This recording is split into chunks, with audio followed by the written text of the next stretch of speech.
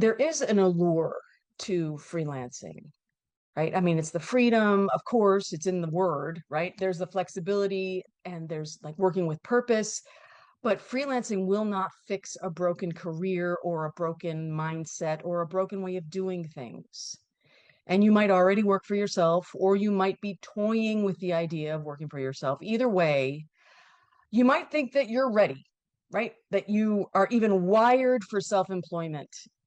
So let's find out how you actually think to see if you are. I'm going to use the words entrepreneur and entrepreneurial a lot. And by that, I mean the freelance way of thinking. So if this word or these words offend your sensibilities, you might want to really think about what it is you're engaged in. Basically, are you playing around or do you want to make a living working for yourself?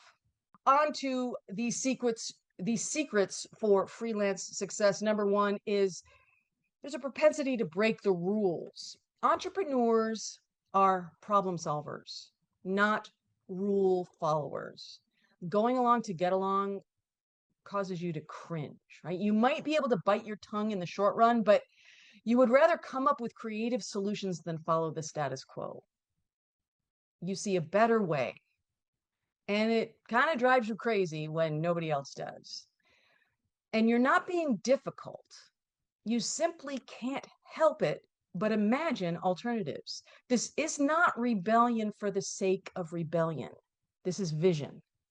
So I want you to ask yourself right now, how do you feel about rules that don't make sense? On to freelance success secret number two. You question authority. You are not impressed by titles. You care about action and character. Basically, this is who cares where you went to school? Who cares, right? Pedigrees are meaningless. Titles seem slapped on. Hierarchy means and proves nothing. You're more interested in people who walk their talk, regardless of their position. You've probably worked for people who didn't earn your respect. And entrepreneurs do not follow people, they follow integrity. So, another question to ask yourself is, have you ever worked for an idiot? Success secret number three is you become obsessed. Your brain does not check out.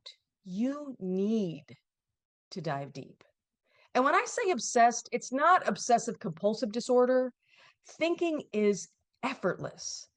And pretty much anybody with an advanced degree loves to think. And we almost can't help it, right?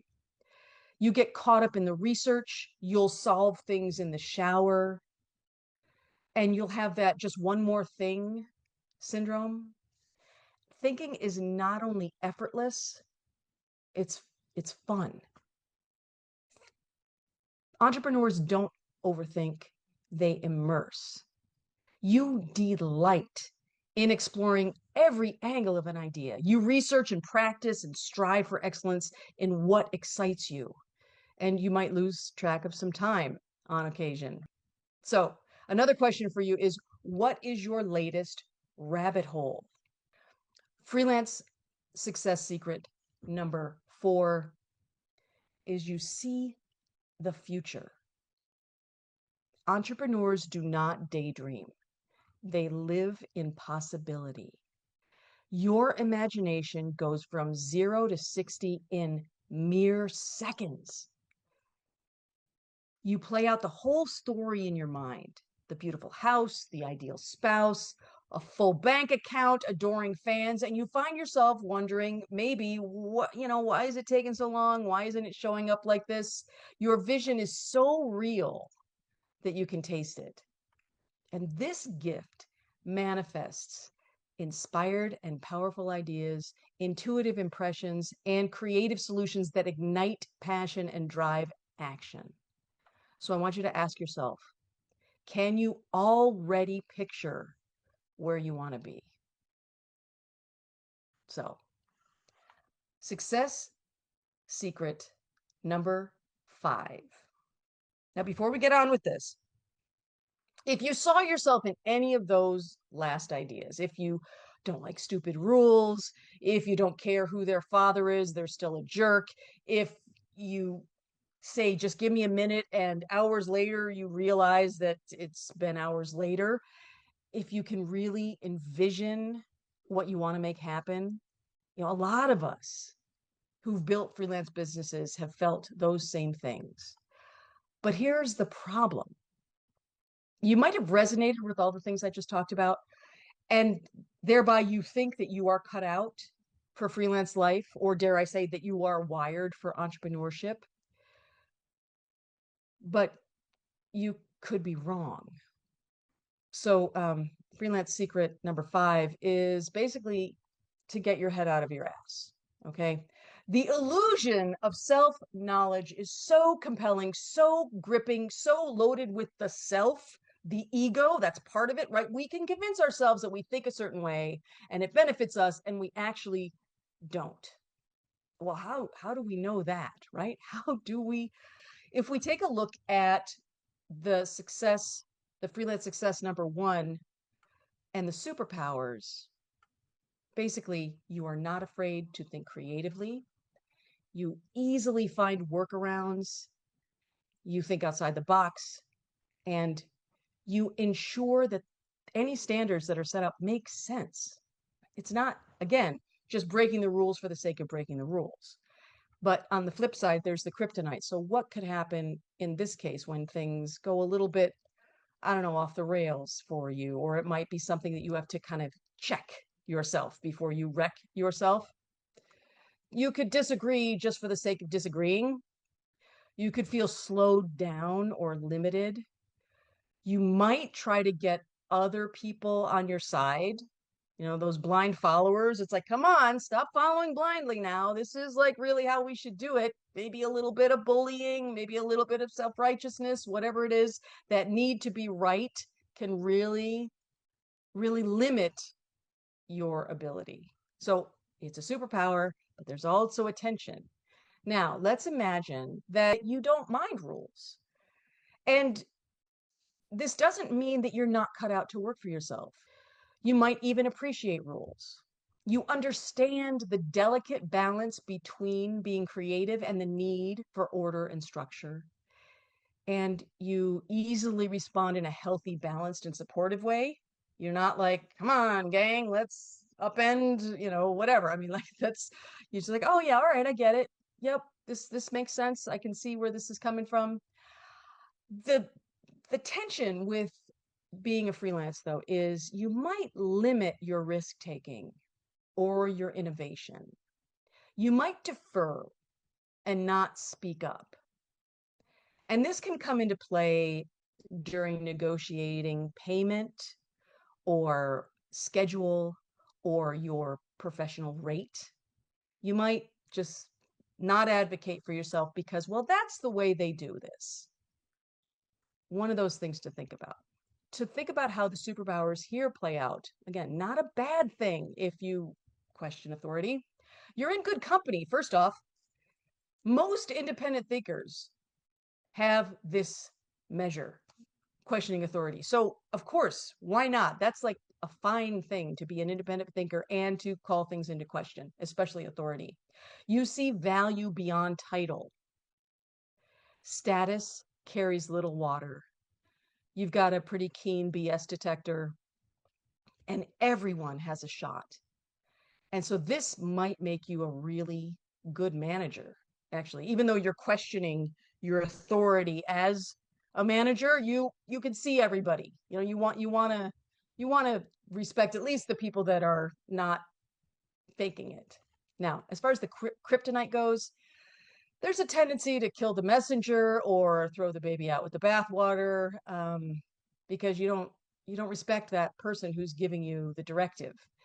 And because of that, you might put yourself into some hot water and even feel tempted to express how you feel about that person.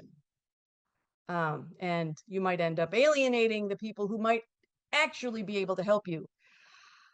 I wish I could say that that has never happened in my career, but here I am working as a freelancer. Okay, so anyway, now, if you didn't skew all the way to the left on this score, it might suggest that you, in fact, respect authority. Wow, you see the practical benefit of following the person in charge.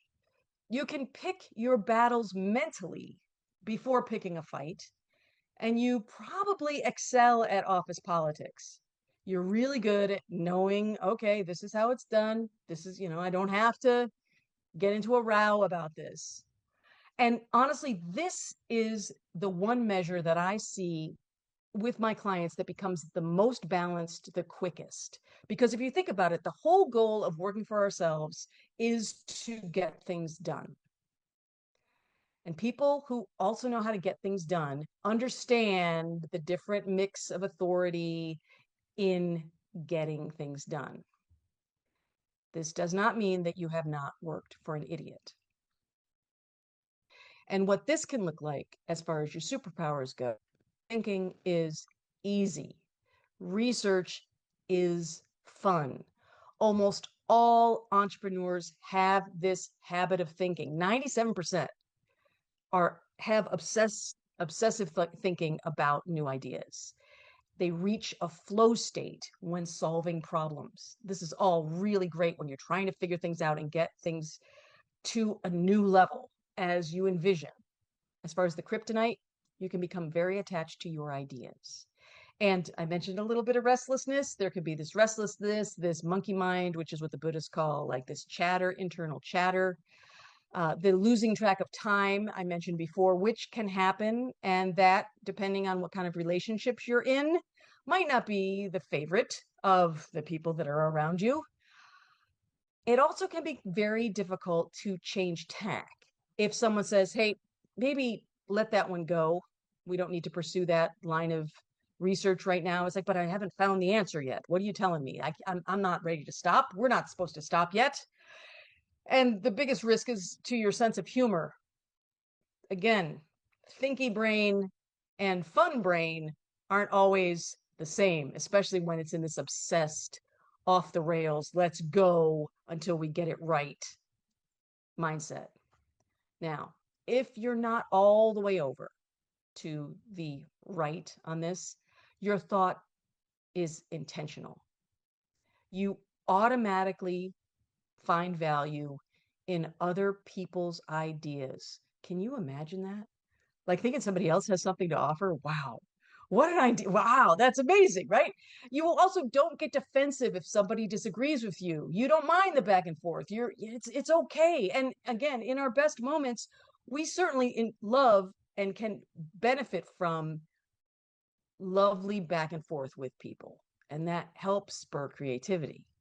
You also might have to gear up to research something because you're one of those lucky people that doesn't spend much time thinking about thinking. Again, similar to questioning authority, I might like to know what that's like to not have to think about thinking all the time. And the beautiful thing about this too is you might be easier to get along with. Huh. That could serve any business owner well, right? So let's think about what the superpowers and the kryptonite are here. This vivid visualization, you can see what's going to happen. It will give you inspired ideas. You will benefit from keen intuition if your obsessive thinking isn't getting in the way of your intuition, right? You also have an endless resource of creativity. Now, this is a very touchy way of thinking because we can get so excited about what we can see to make happen. We might indulge in a certain amount of escapism. And escapism can come across in a few different ways. First off, there's the fantasy, like getting lost in the fantasy, thinking that this is really, wow, this is great, and releasing all of those neurotransmitters that make it feel, wow, this is so great. And then when the world doesn't quite show up like that, we legit go through a detox. We can also catastrophize. The dark underbelly of fantasy, of course, is worry. And you can just get lost in these, but what if, but what if, but what if. And then the scariest part, or the most time consuming one of these, could be visual addictions, which basically result in having such a vivid visualization capability that you get lost in gaming or porn, and those sap our abilities in ways that people aren't really even beginning to measure well. So there will be an endless search for ease and no stress because you can see it. You know, there are people relaxing on the beaches right now in this moment. I mean, it's the middle day. People are out to lunch right now. Wow, what are we doing? We are vividly visualizing their fun, and we're working because we're in the structure score still, right? The biggest problem is if you've ever read or watched The Secret or even Field of Dreams, that movie, that tells us if you build it, they will come. This way of thinking convinces us that we can continually manifest. If we keep trying to manifest our future, then it will happen. And unfortunately, the world doesn't always deliver like that. And it leaves many of us broken, and angry.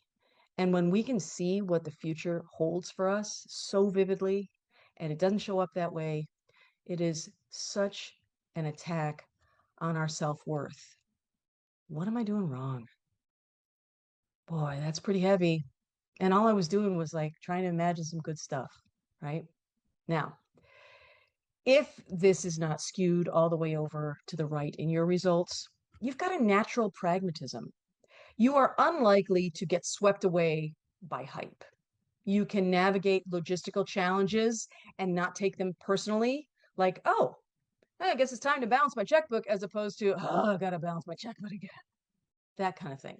Or whatever people do now, go through my accounting. Oh, don't want to do that. That's not part of the vision.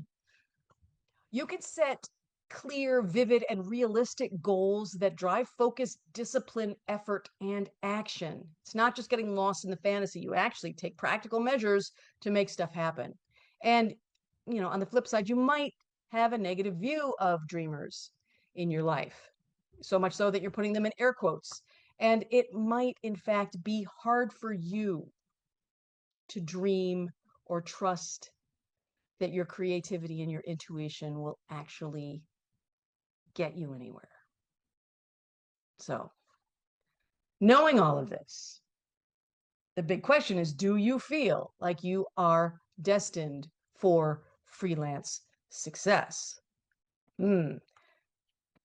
All the things we've learned about entrepreneurs, like the rules, the new ideas, the obsessive new ideas, the vivid visualization. Of course, we cannot forget the questioning of authority. You might wonder if freelancing is your destiny and if you're in the right place, even if it's not always easy. And you might wonder, well, how do I change? I mean, maybe I'm not all the way skewed in different ways, or maybe I am skewed, and how am I going to stop putting my foot in my mouth, or whatever the thing is? Well, the good news is you don't have to change. You don't have to change. Knowledge in and of itself is power, and self-knowledge is empowering. And we all know enough about science that the act of observing inherently changes that which is being observed. So now we've measured some things about how we think, and we're not the same anymore. We're thinking about our business and ourselves and our work as freelance in a different way.